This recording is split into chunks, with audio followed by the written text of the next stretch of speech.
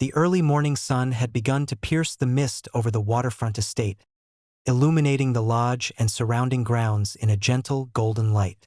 My spouse, several months pregnant, was taking a quiet stroll along the dock, enjoying the serenity of the pond and the chirping of distant birds. It was a simple, peaceful moment, but for Karen, it was another opportunity to assert her imagined authority. Obsessed with control and utterly blind to legality or decency, she decided to call the police simply because my spouse had walked past her building while enjoying our property.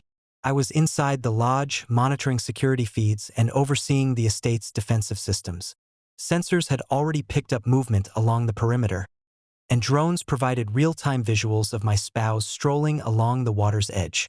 The data showed no threat, no breach, only lawful, serene movement within private property. But Karen, consumed by obsession, believed she could escalate a minor, innocuous action into a criminal offense. Within minutes, her call to the police was active. Trespassing. They're walking past my property and refusing to comply with HOA regulations. She barked into the phone, her voice frantic and shrill. Her claims were baseless, yet she seemed unaware that her obsession and ignorance had placed her directly in the path of undeniable authority.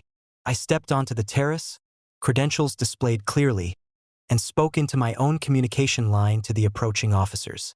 This is private property. The HOA has no jurisdiction here.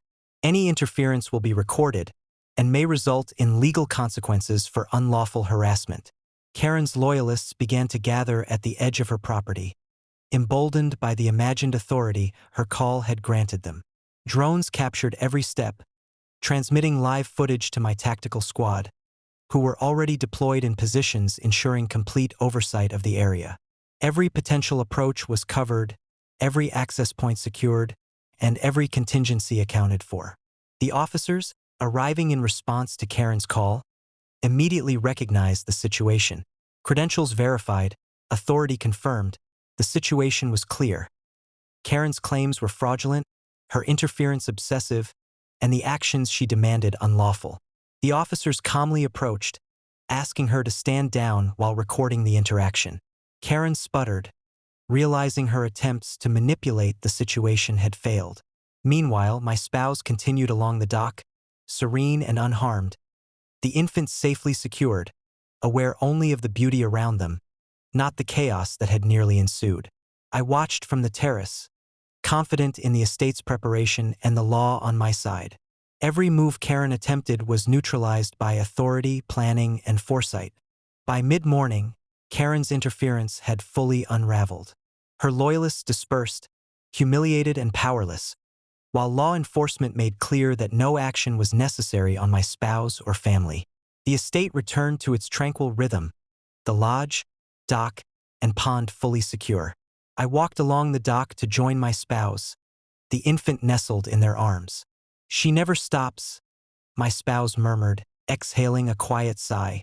"No," I replied, "but every attempt she makes exposes her obsession and the futility of aggression against preparation, authority, and lawful protection." The sun reflected off the water, shimmering across the estate, now entirely calm. Karen's call had escalated her obsession into legal exposure, yet her interference had been completely neutralized.